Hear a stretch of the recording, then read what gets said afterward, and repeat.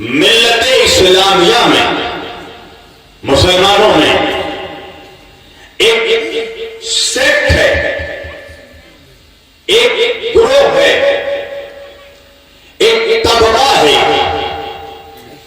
जो मुसलमान नौजवानों के जहनों में एक बात डालने की कोशिश कर रहा है। और वो बात क्या है? कहा देखो हस्बुना किताब अल्लाह, बस अल्लाह की किताब काफी है। क्या मतलब? कहा ना नबियों की जरूरत, ना रसूलों की जरूरत, ना वलियों की जरूरत, ना इमामों की जरूरत, ना गौस की जरूरत, ना कुतुब की जरूरत, ना अब्दाल की जरूरत, ना पीर की जरूरत, ना मुर्शिद की जरूरत, फकत किताब पढ़ो, सिर्फ किताब काफी है। अच्छा, अब एक सवाल करूंगा मैं इस मजमे से।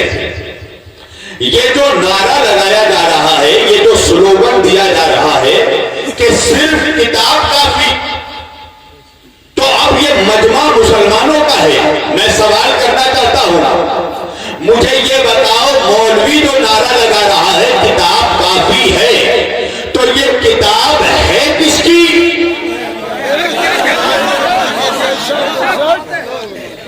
तो हर मुसलमान ये जवाब देगा कि मौलाना किताब अल्लाह की है। भाई किसकी किताब है? अच्छा, अब मैं सवाल करता जा रहा हूं, आप जवाब देते जाना। किताब किसकी? कुरान किसका? तौरात किसने भेजा? ज़बूर किसने भेजा? इंजील किसने उतारा? कुरान किसने भेजा? नबियों को किसने भेजा? रसूलों को किसने भेजा? वलियों को किसने भेजा? इमामों को किसने भेजा? गौस को किसने भेजा? कुतुब को किसने भेजा? अब्दाल को किसने भेजा? अच्छा, नमाज किसके लिए पढ़ते हो? रोजा किसके लिए रखते हो? हज किसके लिए करते हो? ज़कात किसकी राह में देते हो? अच्छा, दुनिया किसने बनाई? जमीन किसने बनाई? आसमान किसने बनाया? चांद को चांदनी किसने दी? सूरज को रोशनी किसने दी? मूसा को हैबत किसने दी? आदम को इल्म किसने दिया? नूह को तकवा किसने दिया? यूसुफ को जमाल किसने दिया? रसूल को कमाल किसने दिया? भाई पूरी तवज्जो। तो दुनिया का 1 अरब 80 करोड़ मुसलमान मिलकर मुझे जवाब देगा, मौलाना जमीन अल्लाह ने बनाई, आसमान अल्लाह ने बनाया, चांद अल्लाह ने बनाए, सितारे अल्लाह ने बनाए, नबियों को अल्लाह ने भेजा, रसूलों को अल्लाह ने भेजा, वलियों को अल्लाह ने भेजा, इमामों को अल्लाह ने भेजा, गौस को अल्लाह ने भेजा, कुतुब को अल्लाह ने भेजा, अब्दालों को अल्लाह ने भेजा। मैंने कहा बात समझ में आ गई और बात तमाम हो गई कि भाई दीन अल्लाह का, शरीयत अल्लाह की, काबा अल्लाह का, इबादत अल्लाह की, सब कुछ अल्लाह का है। तो फिर ये बात भी मानना पड़ेगी कि जब सब कुछ अल्लाह का है तो बात भी अल्लाह की चलेगी, मुल्ला की नहीं चलेगी।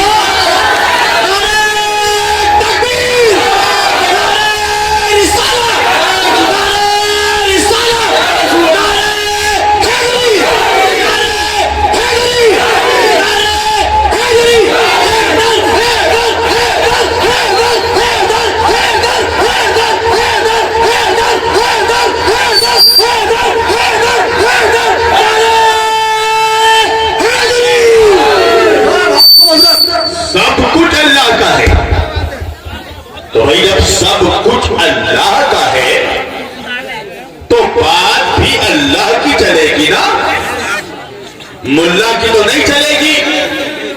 मैंने अर्ज किया, परवरदिगार मुल्ला कह रहा है किताब काफी है, तू क्या कहता है? अल्लाह कह रहा है मैंने तो किताब में ही बता दिया, किताब से पहले नूर को भेजा है। भाई ये बत्ती जल रही है ना, ये क्या है? ये है नूर, मजाजी नूर है। तुम मेरे सामने किताब ला कर दो,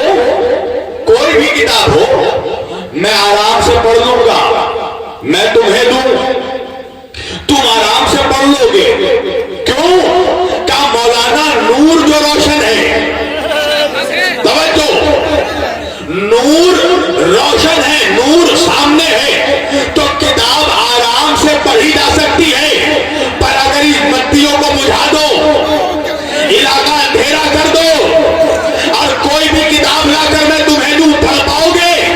कहा नहीं पढ़ पाओगे। अरे अब तक नहीं समझा, बगैर नूर के जब बंदों की किताब नहीं पढ़ सकता तो अल्लाह की किताब क्या पढ़ेगा?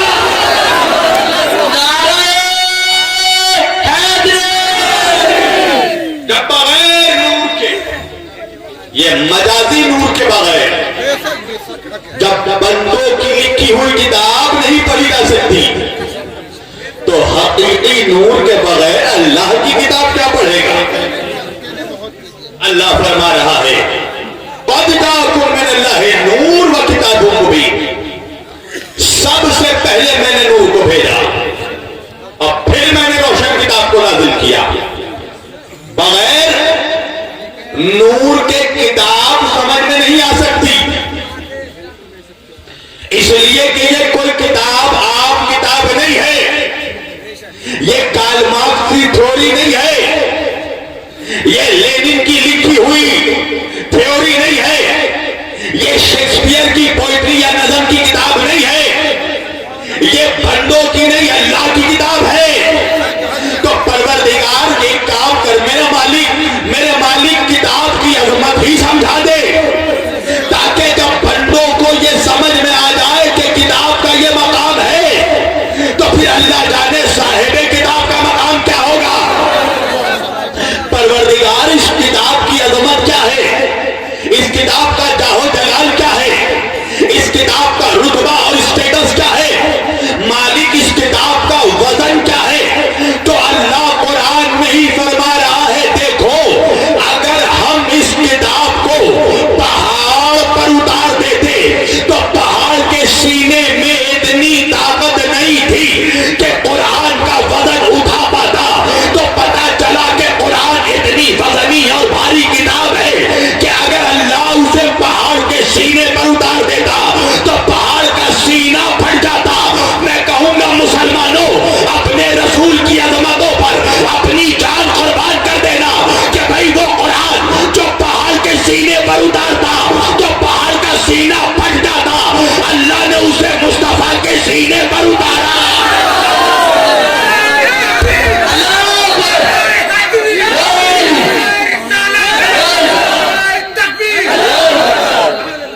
अल्लाह ने उसे मेरे नबी के सीने पर उतारा।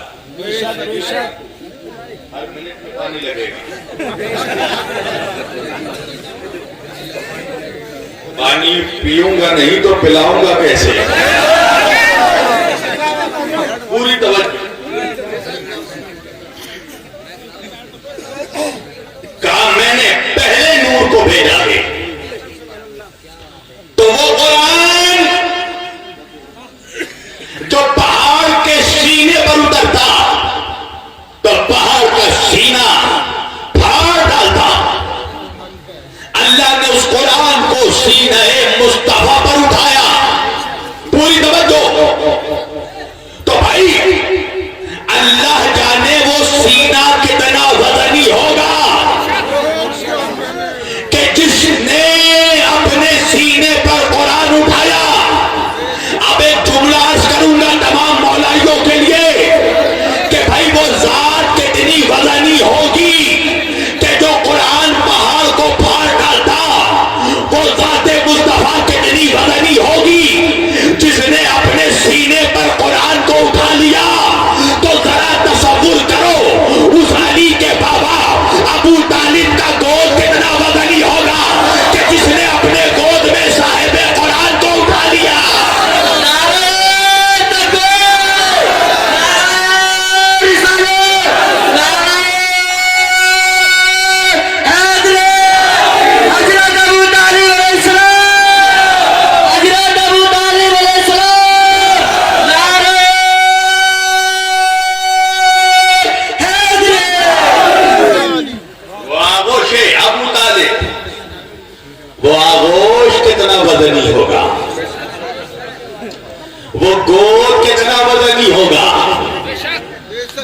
जिसने अपने गोद में सरवरे दो आलम को उठाया। दो कौड़ी का मुनाफिक कहता है वो तो काफिर थे।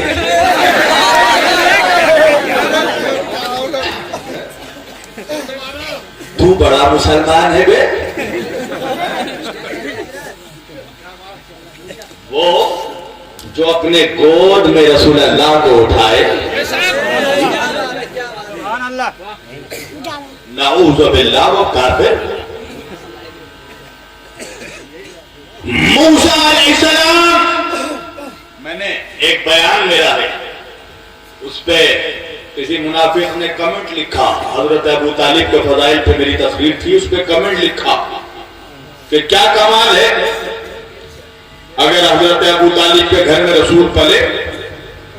मूसा अलैहिस्सलाम भी तो फिरौन के महल में पले।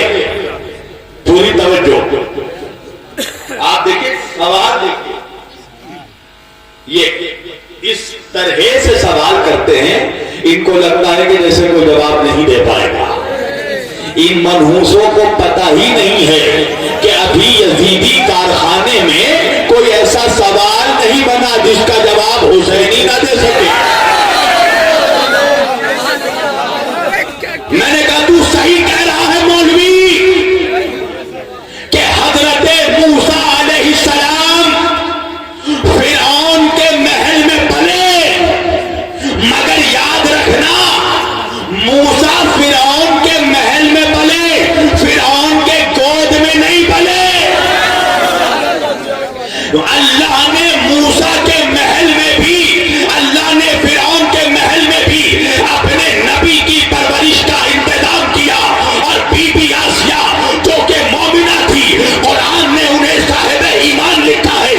बीबी आसिया के गोद में हजरत मूसा अलैहिस्सलाम पले, हजरत मूसा अलैहिस्सलाम परवरिश पाए।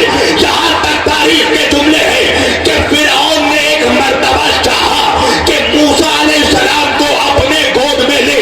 जैसे ही फिरौन ने मूसा अलैहिस्सलाम को अपने गोद में लेना चाहा, तारीख ने लिखा कि मूसा ने बचपने में ही फिरौन के चेहरे पर ऐसा तमाचा मारा कि फिरौन का चेहरा घूम गया। मैंने कहा अजीब मौलवी है, अरे मूसा जैसा नबी एक लम्हे को काफिर के गोद में नहीं आ सकता, तो वो नबी कि जिसके सदमे में मूसा को नबूवत मिली, वो मुस्तफा 40 साल तक जिस गोद में पले, वो काफिर कैसे हो सकता?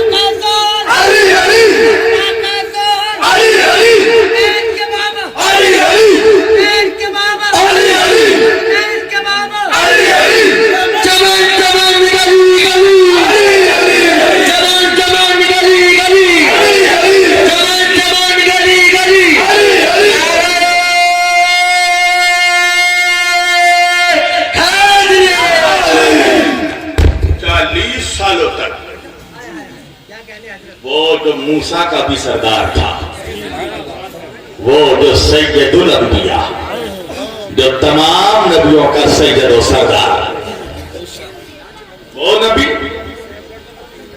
काफिर के गोद में पले।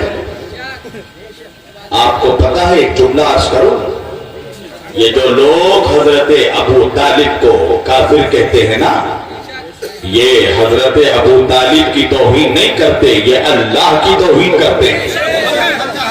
आप पूछेंगे मौलाना वो कैसे? वो इस तरह कि अल्लाह का हबीब है मेरा नबी। क्या नाऊज़ु बिल्लाह, अल्लाह ने मेरे नबी के परवरिश का इंतजाम नहीं किया कि मेरे नबी को नाऊज़ु बिल्लाह काफिर के घर भेज दिया है? क्या अल्लाह नाऊज़ु बिल्लाह वो जो इन्नका अला कुल्लि शैइन कदीर है, उसके पास इतनी कुदरत भी नहीं थी कि अपने नबी को किसी साहिब ईमान के घर बुलवाए। जो मूसा का इंतजाम फिरौन के महल में कर सकता है, वो मूसा के सरदार का इंतजाम नहीं कर सकता। अल्लाह कह रहा है अलम यजिद का यतीमन फआवा, यह कुरान है। कुरान ए मेरे हबीब, याद करो उस वक्त को जब आप यतीम थे और हमने आपको अपने पनाह में दिया। और पनाह में दी हजरत अबू तालिब के। तो अल्लाह किसी काफिर की पनाह को अपनी पनाह कहेगा? अलम यजिद का यतीमन फआवा है। ये दुश्मनी किस लिए है पता है? हजरत अबू तालिब से दुश्मनी सिर्फ इसलिए है कि वो अली के बाबा है।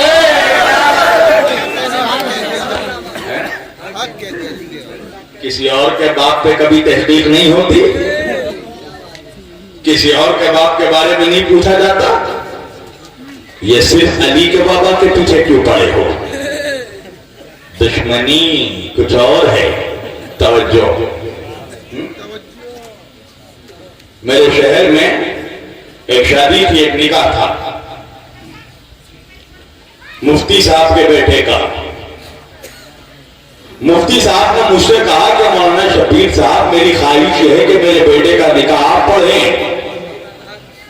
मैंने कहा किबला देखिए, मैं खाना बदोश आदमी हूं, अपने शहर में बहुत कम रहता हूं, अगर रहा तो पढ़ूंगा। अब तारीख आ गई, कितनी तारीख है आज भाई? 2 मार्च है ना? 2 मार्च की तारीख आ गई, उनके बेटे के निकाह का वक्त आ गया। मुफ्ती साहब ने मुझे फोन किया, शबीर वारसी साहब आइए। किस लिए? अरे मेरे बेटे का निकाह पढ़ना है। मैंने कहा मौलाना मैं तो शहर में नहीं हूं, किसी और से निकाह पढ़वा लो। मैं तो यहां संभल में जिक्र अली पढ़ने आया। निकाह पढ़ने वाले तो बहुत हैं, अली अली करने वाले कम हैं।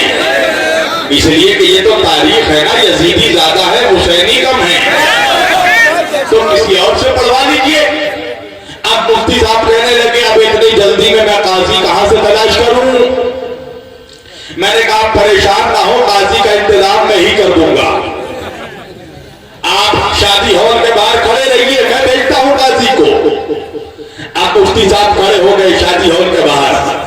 मेरी गाड़ी पहुंची, मुफ्ती साहब ने सोचा कि शायद काजी आए होंगे।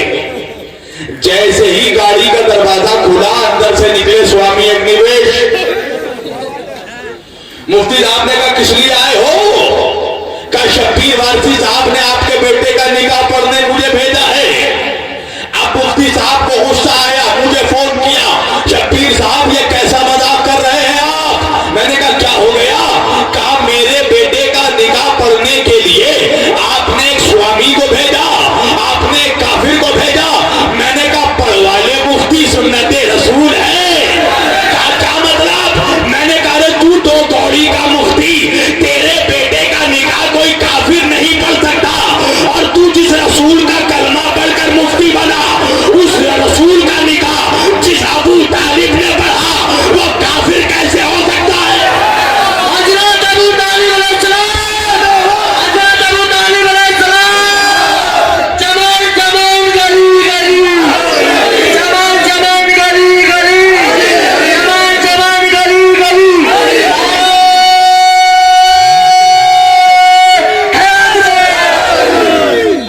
किसने निकाह पढ़ा? रसूल का निकाह किसने पढ़ा? नऊजुबिल्लाह। किसने? काफिर ने। नऊजुबिल्लाह। किसने निकाह पढ़ा? हजरत अबू तालिब ने। तेरा निकाह काफिर ना पढ़े? भाई नऊजुबिल्लाह, अगर काफिर ने निकाह पढ़ा हुजूर का, तो फिर तो ये सुन्नत बन गई ना। हर मौलवी को चाहिए कि अपना निकाह पंडित से पढ़वाए। सुन्नत बन गई ना फिर। किसने पढ़ा मेरे आका का निकाह? शर्म नहीं आती? जो तेरे नबी का निकाह खान है उसे काफिर कहता है?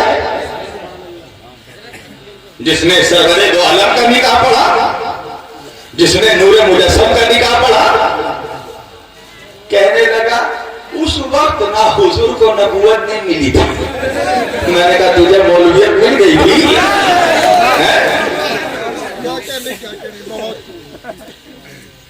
हदीस मौजूद कि मेरे नबी ने फरमाया कुन तो नबी आदमो बैनल माए बत्ती, मैं उस वक्त भी नबी था जब आदम मिट्टी और पानी के दरमियान थे। नबी तो उस वक्त से नबी हैं जब तेरा बाप आदम नहीं पैदा हुआ था, जब हमारे बाबा आदम अलैहिस्सलाम नहीं पैदा हुए थे, उस वक्त भी हमारे आका नबी थे। तो फिर मानना पड़ेगा ना कि अबू तालिब ने अपने भतीजे का निकाह नहीं पढ़ा, अल्लाह के रसूल का निकाह पढ़ा। और निकाह का पहला जुमला क्या है? अल्हम्दुलिल्लाहिल्लज़ी, तमाम तारीफें हैं उस अल्लाह के लिए जिसने हमें नस्ल इब्राहिम में पैदा किया और ज़ुर्रियत इस्माइल में पैदा किया। ये दुनिया का अजीब काफिर है कि काफिर भी है और अल्लाह की तारीफ भी कर रहा है। काफिर कभी अल्लाह की तारीफ करता है? अच्छा ये बताओ, यहाँ तुम सबों का निकाह हो चुका है? नहीं ना? देखो मेरे नौजवान सब मुस्कुरा रहे हैं। चलो मैं दुआ करता हूँ अल्लाह से अगले साल तक तुम सबों का जो बालिग होगा सबका निकाह होगा। अब तो बोलोगे ना तुम मेरे बाद, तुम्हारे मतलब की दुआ की है मैंने, पूरी तवज्जो। अच्छा निकाह सबका हुआ नहीं है मगर निकाह होते देखा तो है। तुमने देखा होगा कि निकाह जब होता है तो निकाह का एक रिवाज है। रिवाज क्या है?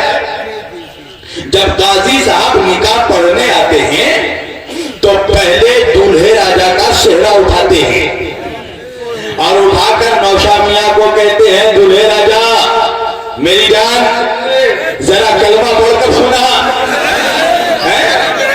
तो नौशा मियां दूल्हे राजा कलमा पढ़ते हैं, ला इलाहा इल्लल्लाह मुहम्मदुर रसूलुल्लाह सल्लल्लाहु अलैहि वसल्लम। मैंने पूछा काजी साहब ये दूल्हे मियां से निकाह क्यों पढ़वा रहे हो, कलमा क्यों पढ़वा रहे हो? तो काजी साहब कहने लगे निकाह पढ़ने से पहले चेक कर रहा हूं दूल्हा मुसलमान है कि नहीं। पूरी तवज्जो, दूल्हा मुसलमान है कि नहीं।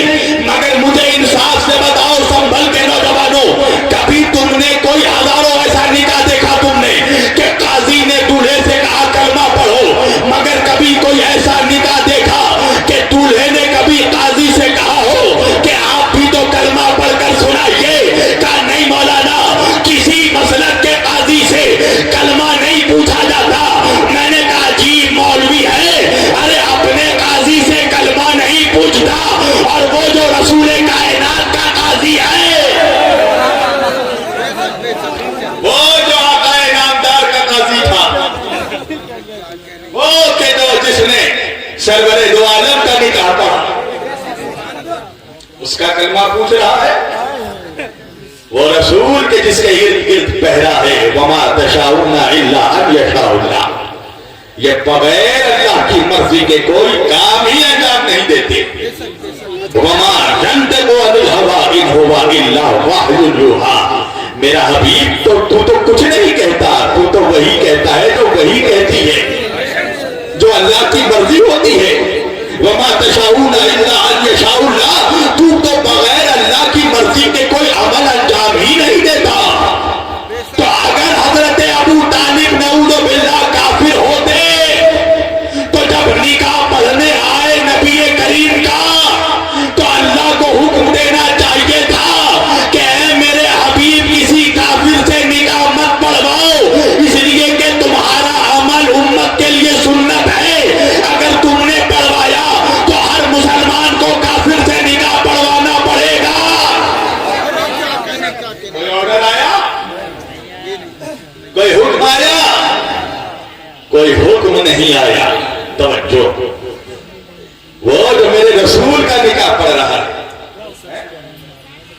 जाहिर कहता है उस वक्त नबी नहीं बने थे। अच्छा नहीं बने थे तो नबी बनने के बाद नऊजुबिल्लाह का दोबारा निकाह पढ़वाया?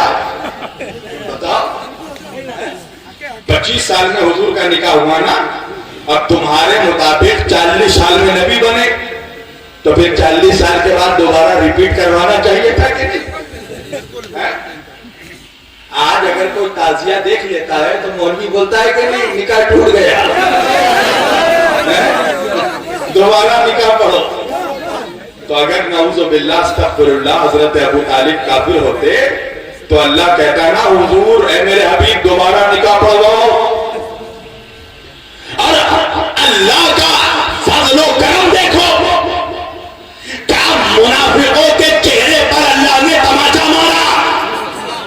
तारीख ने लिखा कि मेरे नबी ने 11 से 12 निकाह किया, मगर मैं क्या करूं, ये शान अबू तालिब है कि जो निकाह अबू तालिब ने पढ़ा नस्ले रसूल उसी निकाह से चली।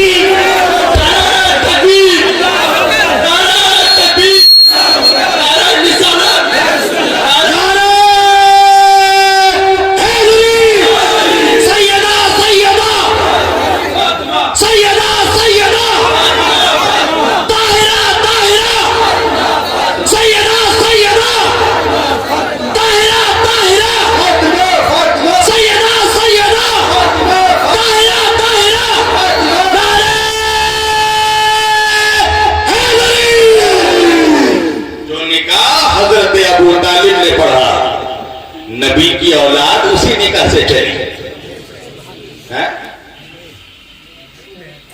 जो है बात आप लोगों को समझ में आ रही है। एक जिसारत वाला जुमला कहूंगा मैं, अल्लाह मेरी इस गलती को माफ करे, इस जिसारत को माफ करे। जो निकाह हजरत अबू तालिब ने पढ़ा नस्ले रसूल उसी निकाह से। अच्छा ये बताओ, एक जिसारत वाला सवाल कर रहा हूं, जुमला ये बताओ, अगर निकाह गलत हो जाए तो क्या नस्ल सही हो सकती है? बोलो। अगर कोई काजी सेगा गलत पढ़ दे निकाह का तो उसके लिए हुक्म है कि निकाह नहीं हो सकता जब तक सेगा सही जारी ना हो, खुतबा सही से पढ़ा ना जाए, निकाह पढ़ने वाला मुसलमान हो काफिर नहीं। तो अगर निकाह सही नहीं होगा तो नस्ल सही नहीं हो सकती। और नस्ल रसूल वो है जो उसी निकाह से चली जो निकाह अबू तालिब ने पढ़ा। और अल्लाह ने भी अबू तालिब का ईमान ऐसे साबित कर दिया कि देखो अबू तालिब का निकाह पढ़ने के बाद मेरे नबी की जो नस्ल चलेगी कयामत तक उसी नस्ल पे नमाज में दरूद भेजना पड़ेगा। उसी नस्ल पे दरूद भेजना पड़ेगा। नस्ल की गारंटी भी अल्लाह ने दे दी है, उसी नस्ल पे। अच्छा मैं दरूद पढ़ रहा हूं, बोलना मैं सही पढ़ रहा हूं या गलत पढ़ रहा हूं?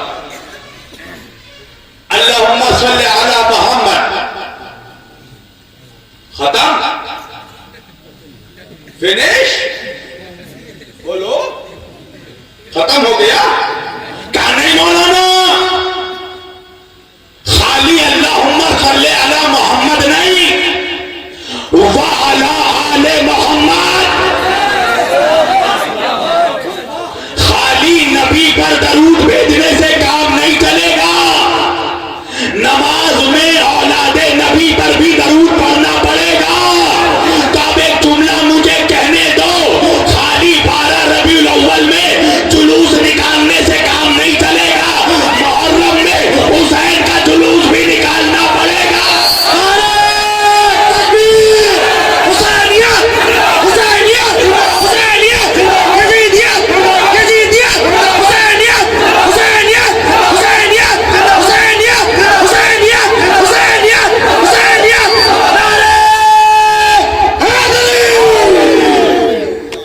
नमाज में फकत जिक्र रसूल काफी नहीं है। नमाज में फकत जिक्र रसूल काफी नहीं, आले रसूल का जिक्र करना पड़ेगा। आले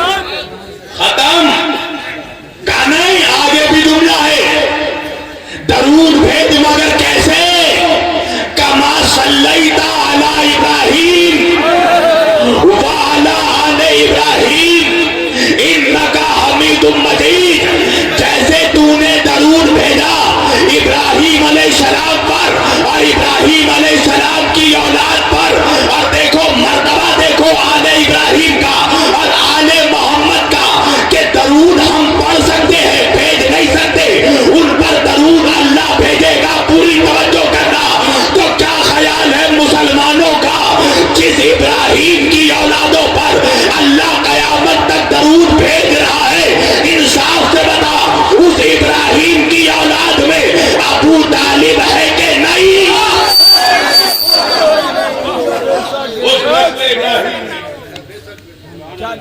अबू तालिब है कि नहीं है?